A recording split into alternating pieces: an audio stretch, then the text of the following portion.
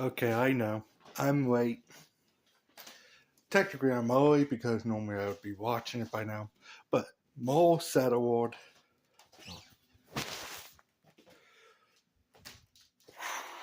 Episode 9 and 10? Yeah. I think Dave Filoni.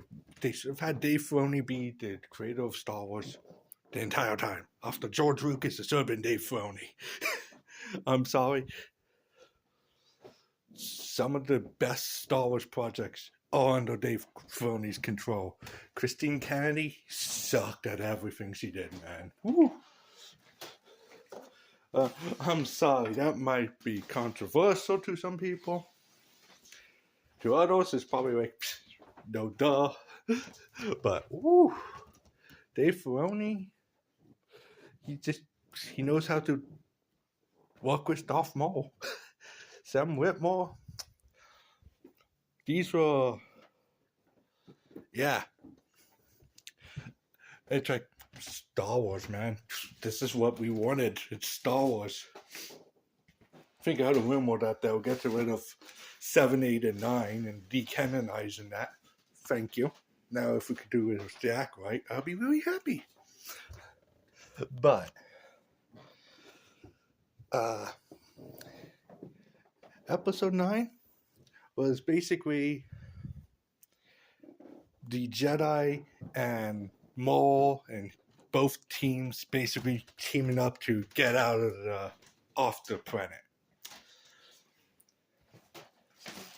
Okay, this is gonna be spoilers, man. I'm pretty sure you all saw what happened today, and woo, yeah, every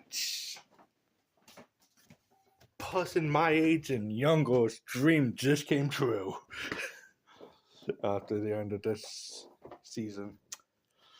But it was basically them trying to escape the Inquisitors. The Inquisitors are super scary. I know there's a lot of people were saying how Malik was kinda blah in Ahsoka. I'm sorry, I actually liked Malik in Ahsoka. He was kind of a minion type character, which he is. So, yeah. I didn't have a problem with him being brought back to life with Night Sister magic and stuff like that. Magic spelled with a K. But, dude. I think this is now my list of favorite shows that Disney put out. Goes Rogue One, this, Rebels, and then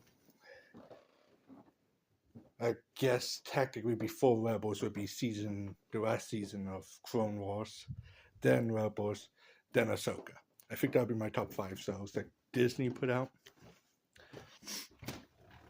I was never big into Andor, but yeah, this is everything I wanted in a Star Wars. I'm getting. I'm like, yes, thank you. We got a sort of a space battle, even though it's more ground forces suiting up type deal. I was like, that was pretty cool. Maul basically lost his entire team. The acid bridge fight, I guess you could say, was pretty good in episode 9. That was just a fight that you have 2 Jedis and Maul holding back 2 Inquisitors, and the surrounding area is actually a danger. Like, people were falling into this acid and melting away, and it's like, whew. The last Zabrak brother sacrificed himself by taking down 3 stormtroopers in the acid. I was like, yeah. I actually saw this at 10 o'clock in the morning. I got home from work, and I'm like, I have enough time to watch it before family comes over. It's 9 o'clock at night, so, yeah. But I was just like, The entire time watching, I'm like, yes, this is perfect. Like, I think both episodes were 9 to 10 out of 10 episodes. Those issues, yeah, I don't think it's that big of an issue. Like, one of the reasons that people would give the last episode less of a rating was because of the fact that a certain character didn't speak during the entire time he was on screen. That you probably know is because he's in every thumbnail. I'm okay with that. It's perfectly fine he didn't talk during the entire thing. He made him scary. But yeah, episode 10, that acid fight was pretty cool, and I was like on the edge of the seat watching it. I'm like, yes, this is a great fight. Acid pit? I guess we could call it an acid pit fight. Where they had to like hop on a little hover droid, and every time they hopped on it, it sank a little bit lower. And yeah. But that happened. But the Mandalorian girl, she's dead now because of spoiler, Darth Vader shows up and basically twists her like a twig. It just dead. And it's perfect. You didn't see it, but you knew what he did. It was like, yes, thank you. Darth Vader just showing up at the end of episode 9. Just no speaking, just his breath. And then the entire time in episode 10 is basically the two Inquisitors and Darth Vader versus the Jedis and Maul. And of course, they had to handicap Darth Maul again. Darth Vader took Maul's hip out with his lightsaber and then like kneecap.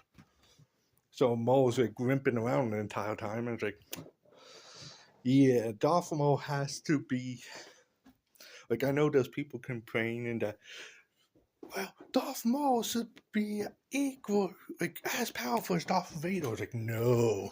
And it's like, well, what about Ahsoka? She took down both these Inquisitors. It's like, first off, the Crow she took down one-handed because Ahsoka is as powerful as Darth Vader. I'm sorry, most people probably find that annoying, but she was trained by Yoda, Plo Koon, Obi-Wan, and Anakin. So she should be able to take down an Inquisitor no hands. Heck, we even seen it. She was able to stop lightsabers before. Ahsoka should be able to take down an Inquisitor by himself. Well, by herself. Plus, it's just one of those moves that's like, yeah, you grab the center of the blade and they can't get you.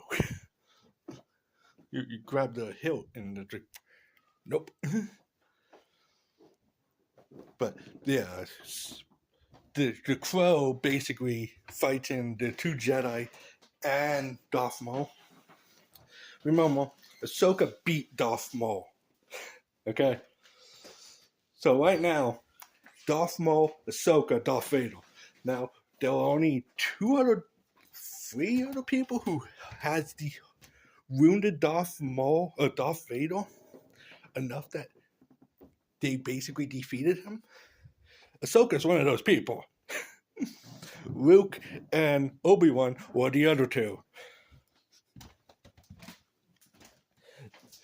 The only people who actually hurt Darth Vader so far, unless I'm forgetting something out of one of the books because I didn't read all the comics or anything, is Obi-Wan and Luke and Ahsoka. The 3 people that he cares about the most are the only 3 that hurt him. So, yes. And it makes sense for Darth Maul not being able to touch Darth Vader. Makes sense. The Jedi Master being able to touch him what was his name? Daniel, Decio, whatever. Devin's the god, the other D-name guy is the master. He actually touched Darth Vader where he scratched the one arm piece off. But it's just one of those that Darth Vader shrugged it off. It's like, yeah. Of course, Darth Maul betrays the Jedi Master. Jedi Master dies from the by Darth Vader. Devin defeats Merrick by throwing him off a cliff. He's gonna be back. He didn't look like that far of a fall. He's probably just injured. That's probably my guess. And I've seen some comments that it's like maybe Merrick is Sylvester, Maul's brother. I mean, we don't know what happened to that body. Merrick is pretty tall and made up of night system magic. So maybe Merrick is actually not around at this moment. He's actually Sylvester. Who knows?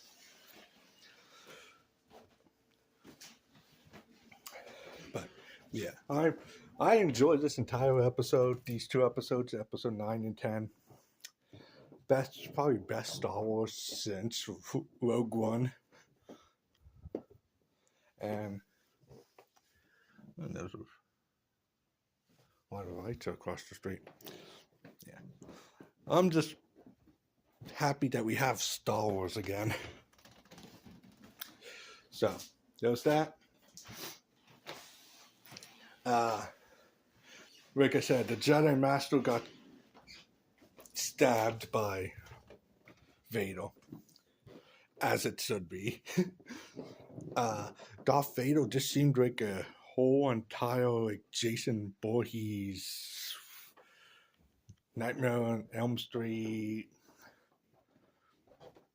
Friday the 13th, Halloween villain. Like, he was just like, yep, here he is, and he's terrifying. And it worked. Him not talking at all made him act even more scary, I think. I think it was more of a Jason type deal, big bulky, just breaking through stuff. And I seen people like, why didn't he talk? One thing I'm guessing is probably because of Obi-Wan. They used James Earl Jones' voice as an AI. And Fortnite. Again, they used James Earl Jones as Darth Vader's voice, AI voice.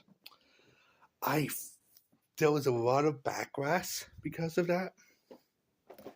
And I'm guessing that's why they didn't do it this time. They're like, let's just have him as himself. Probably some copyright issues too. But I don't think we're going to hear James Earl Jones' voice anytime soon.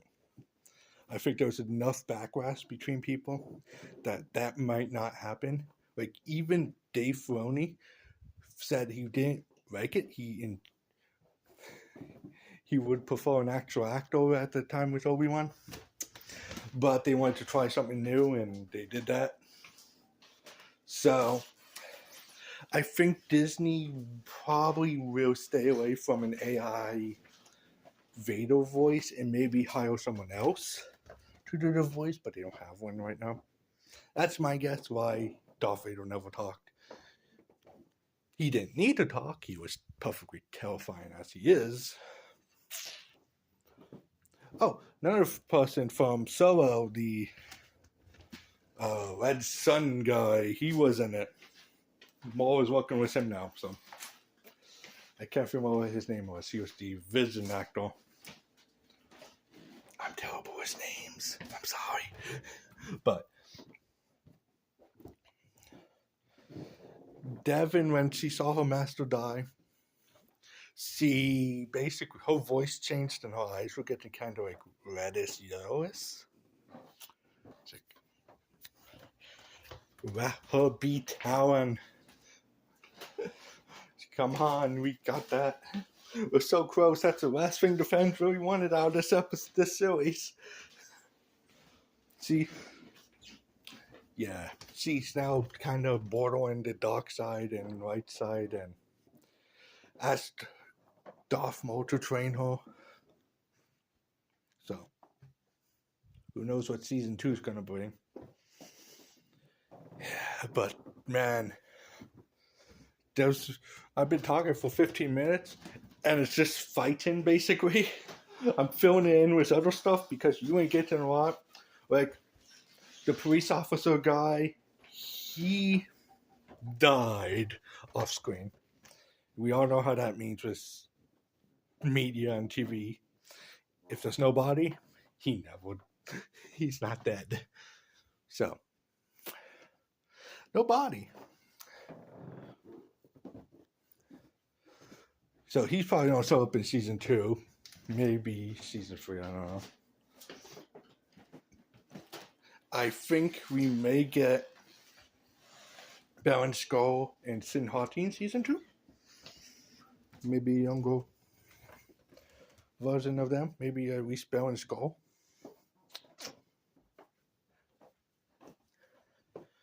It'd be nice to have some connection to why he is the way he is. Honestly, I'm surprised. It's May 4th. Not much actual Star Wars news.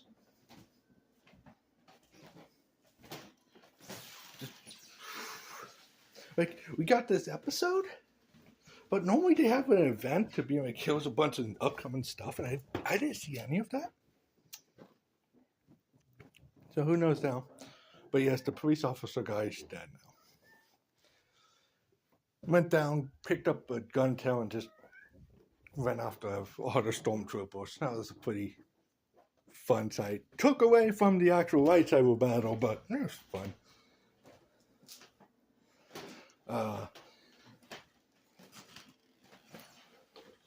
I'm trying to think of anything else, but there's not really much else to say, so I guess I'll leave it off here. But I enjoyed it. I think both episodes were 9 out of 10s or 10 out of 10 episodes. I'd rather use actual numbers and none of these 0.5s. So I'm going to say both are 9 out of 10s. And everyone should watch it. It was entertaining. Devin is now apprentice of Maul, so he got what he wanted. Vader is terrifying as always. The Inquisitors, yeah, I understand why they're so terrifying. The two minor characters now have pretty cool, interesting backstories, so let's go. That's what Dave Filoni is amazing at doing, because he did that with Ahsoka, and he did that with other characters that was like Cad Bane and stuff like that. It's like, hey, this character is interesting. Let's make him cool.